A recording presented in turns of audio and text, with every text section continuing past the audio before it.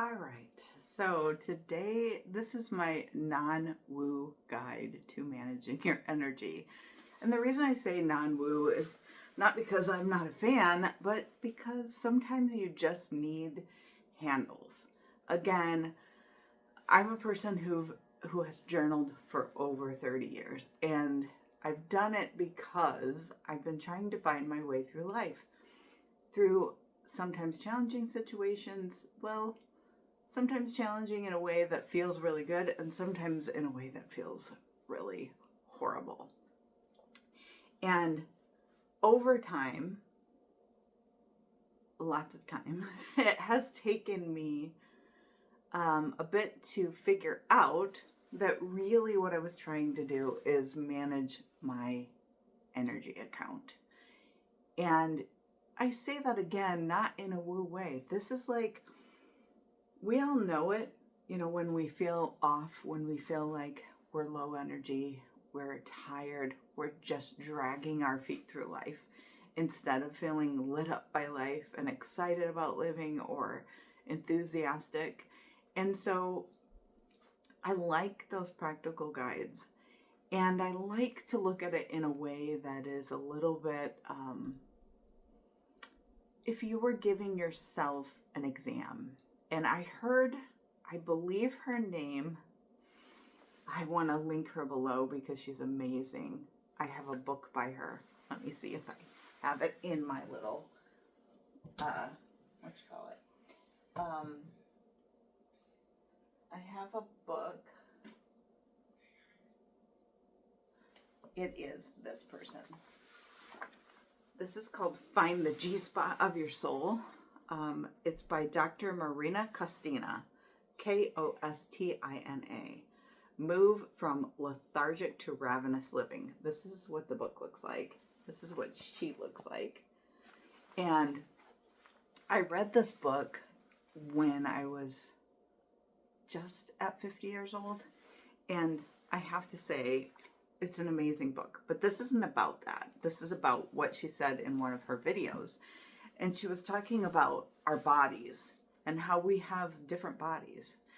We have like this physical body, but then if you think about outside of us, we have like this energetic body that is kind of like when people say they came off or came across like this. It's not that is, it's almost like a costume, like your energy costume that goes around you. It's something that you don't see, that you don't touch, but people feel it. And that's what I'm talking about. It's like those feelings. How do we grasp a hold of a feeling? How do we do something with a feeling?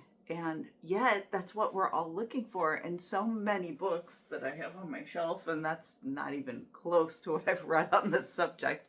But talk about this, but again, don't give you loads of handles. So, like I was saying, if you treat yourself like first line of defense in terms of being an advocate for your own health, that's energetic health, that's physical health, mental health, environmental health, whatever. You are the first line.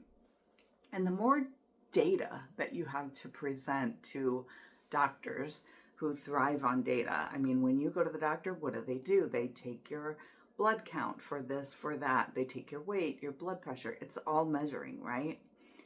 And so while we don't like that, and we would love for them to hear our feelings and how we're feeling, and they ask us how we're feeling, it's really strange experience. You go in and they're like, how are you feeling?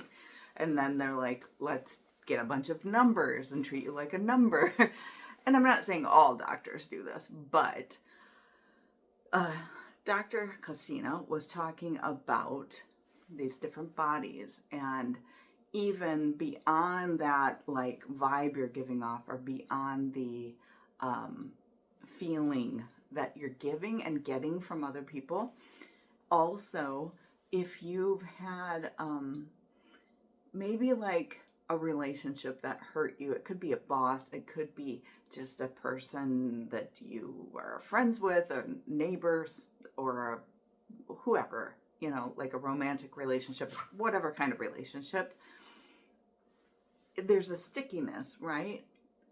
You can't touch it, but you can feel it. The connection that you have, you can feel that connection. And sometimes it's good connection, a good feeling, energy giving, life giving friendship or relationship. And sometimes it's a drain of energy. So that's what I wanted to talk about today, and how to use your journal to start this process of assessing your energetic health and how to increase your energy level the non-woo way, even though that's kind of what we're talking about. This was a recommendation from Dr. Cosina.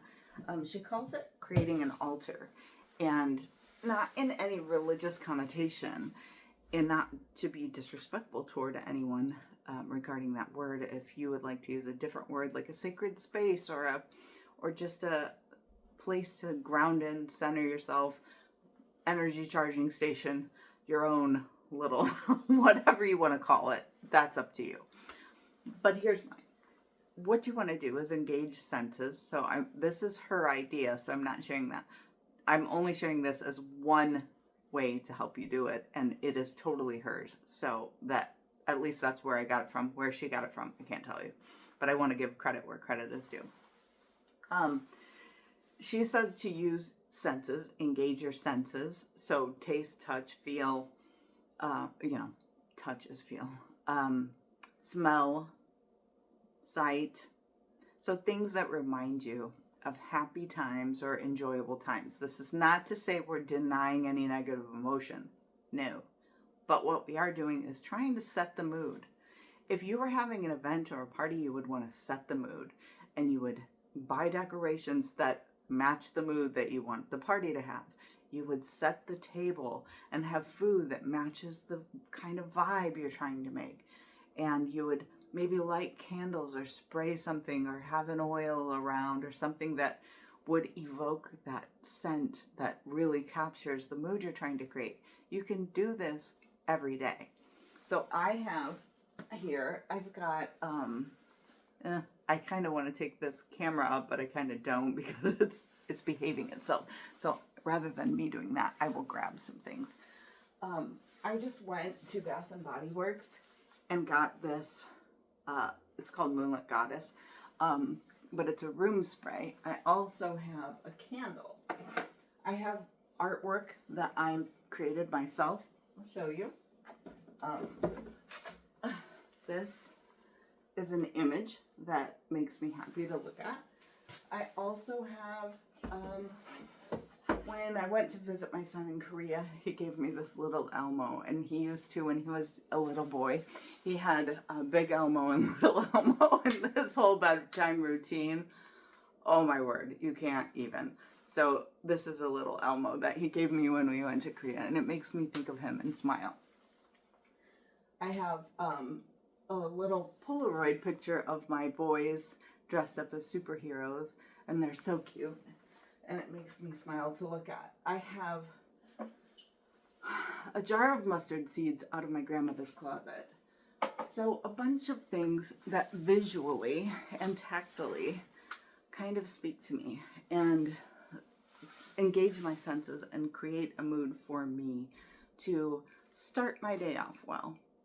So I'm using those kinds of things to do that. That's one way.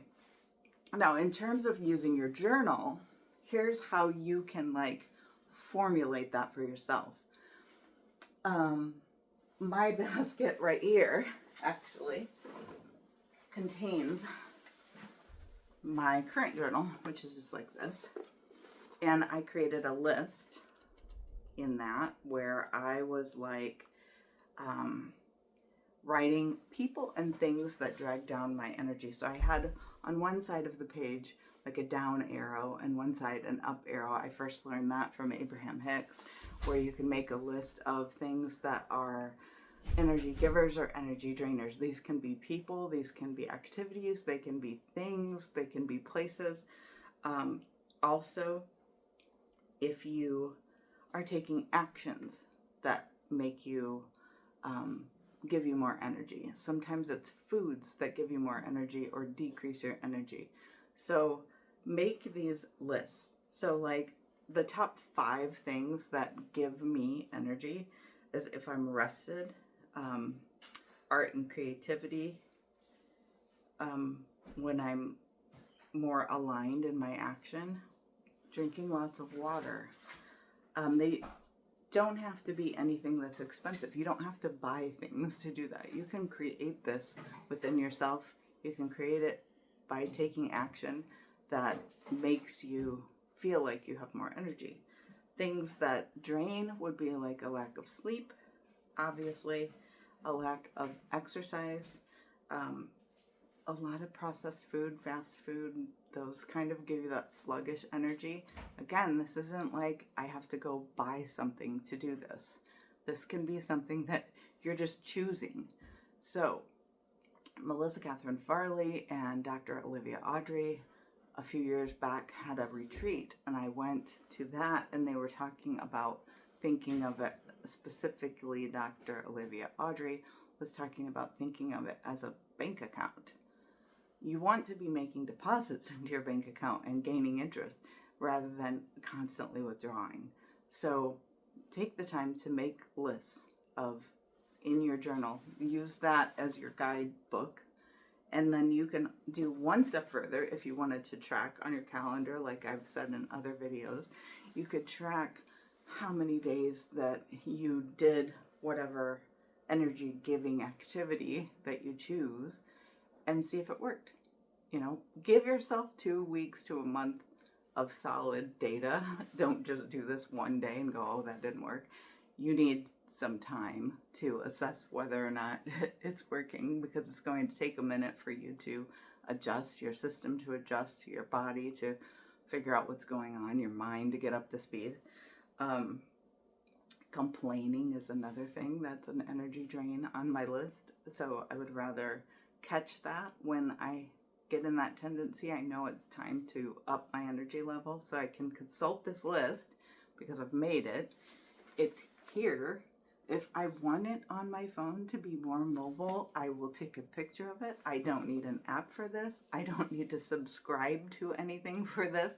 This is what I love about a written journal, is that I can just use this. This is mine. I can take it with me in the form of a picture if it's something I need to remember on the daily, and I will not get interrupted or distracted. I was sharing with my mom today about how you can go on like a store's website to buy one thing, and the next thing you know, you're starting a hobby that you never intended, because that's what the internet can do. It's a great tool when it's used properly, but when it's just a form of distraction, this is a godsend. It is a great way for you to stay focused and centered on what you're doing without any pinging. This doesn't make any noise. It doesn't have any pop-up screens. It's just there for me. So then you can sort of sprinkle this throughout your day, and I'll get into that more later, but I wanted to just share these as like practical tools on ways to increase your energy that don't require you to spend loads of money. Most of the things that are up there were already in my house. I just have literally drained my candles down to 0. So I needed to go get some new ones. I use them a lot to set a mood and just find scents that feel really good and energizing. And sometimes that's a relaxing scent. Sometimes, you know how it is. I've also have a little thing that I developed myself called Mood Maker Magic. I think I might have shared it on another video, but I really like this exercise. It's a great journaling exercise in the morning, especially if you are in a what I would call a season of just unsettled season for whatever reason. Could be transition, could be some kind of unexpected event, who knows. But what you can do is say, I'm feeling like XYZ feeling. Maybe it's frustrated, bored, bitter, whatever the feeling is. And then you flip the stick around and say, okay, what's on the other end of this? you never want to just totally deny it. So we're not trying to do that, but I would rather feel more empowered. Okay. So we want to head toward empowered. We don't want to stay in frustrated, but frustrated can teach you something. So we don't want to deny it either, but we would like to head towards empowered. So just on a very practical, quick reset, and to sort of pick up your energy for you to even be able to process your way through this so it's not entirely foggy, I love to write down, okay, what does empowered look like? What color comes to mind? Sometimes it's like orange, red for me. Could be anything for you. Yellow, could be whatever color. Maybe it's vibrant green, like a plant, you know, that kind of like sunlit green. Springtime green, that might feel more powerful to you. Now, if you want to feel empowered in the sounds, if you were to lay out a soundtrack for someone who felt empowered, what kind of songs might you be hearing? That's going to be completely based on your life experience and your makeup. What is empowering to one is draining to another, but only you can choose. So think of a soundtrack for what a empowered day might feel like, and put together a little empowered playlist. Then you want to go to smell. What is an empowering smell to you? I like a citrus smell for that. A little bergamot might feel that way for me. Sometimes it's like Palo Santo, but for every person, it might be a gardenia. Who knows? It might be jasmine for you. Whatever it is for you, choose that scent. You probably already have some body lotion, candles, whatever with that scent. If not, you Dollar Tree, wherever they have all of that. So you can probably find it. Maybe there's some plants outside that will evoke that smell. So then we've covered the visual, which was just color. You can put on clothing, or you can even just find something in your room and focus on those colors. You could grab some pencils and some paint and create something with those colors. You could just sprinkle it throughout your house and go gather up the things in a basket that are those colors and just rearrange some things for the day or the week while you're shifting gears. And then we've done smell, we've done what does empowered feel like as in terms of texture. Now, I like to do the clothes and jewelry. So I could think of an outfit that just feels empowered to me. I'm not going to go on Pinterest or Instagram and figure this out and like empowered inspo pictures. We're not doing that. This is you being quiet, sitting with yourself. What does empowered look and feel like? When have I felt the most empowered? When I'm wearing pearls, when I'm wearing gold necklace, when I'm wearing a certain outfit, or when I have jeans on, or when I'm wearing a dress. Or to each person, that is going to be different. Again, you know darn well there are people who would never feel empowered in a dress, and there are people who only feel empowered in a dress, but that is completely individual. So for you to go on Pinterest or Instagram to figure this out, rather than to connect in with yourself, you're basically searching all around outside of you for answers that you only have for you. Someone else can't determine that for you because you're you.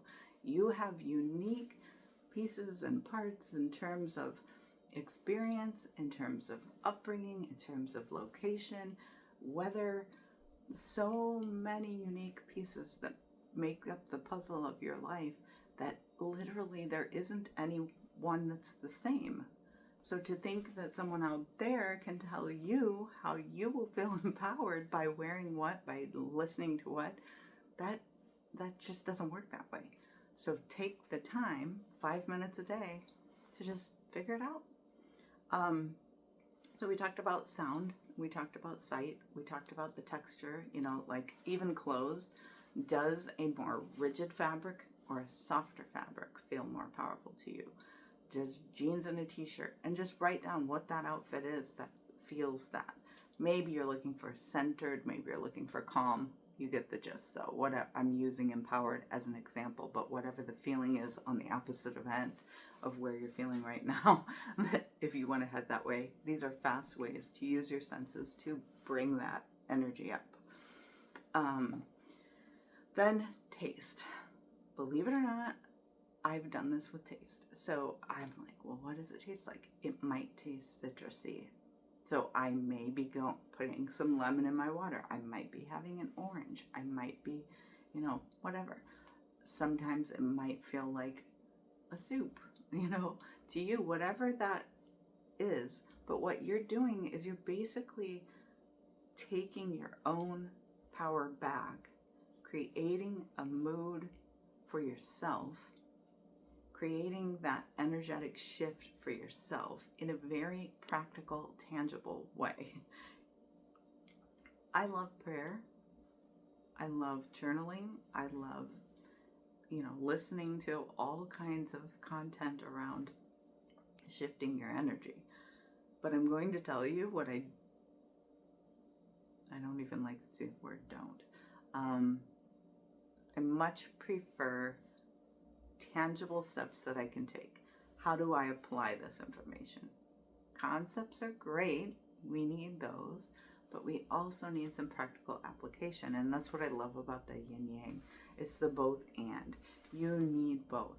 And if you had a physician who only read a bunch of books and knew a bunch of things about doctoring, but had never actually doctored, practiced medicine, you would probably be wondering, if you had on the other side, if someone decided he was going to be a car mechanic, and so the way that he went about that was just grab tools and start banging around, eventually he will find his way, but there will be some damage in the meantime. So it's good to get that base level knowledge from reading and the practical application, and this is the dance that we do, right? So take any concept that is resonant with you right now, anything that you're really like, ooh, I'm leaning into this idea about this thing.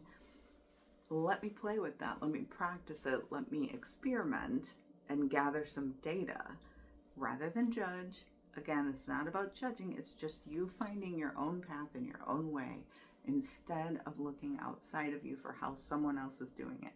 It's okay to use that for inspiration, but not to copy, not to, I say this because I totally did it. I would find somebody who had success at doing XYZ thing, and then I would go buy their program, or I would do their whatever and follow it to the T and frustrate myself on why it didn't work. It was because I'm a different person, and that's okay, and then I could take the pieces of it that did work and leave the pieces that weren't a match. They're a great match for someone, just not for me. So I hope you enjoyed a few practical tips on how to increase your energy the non-woo way.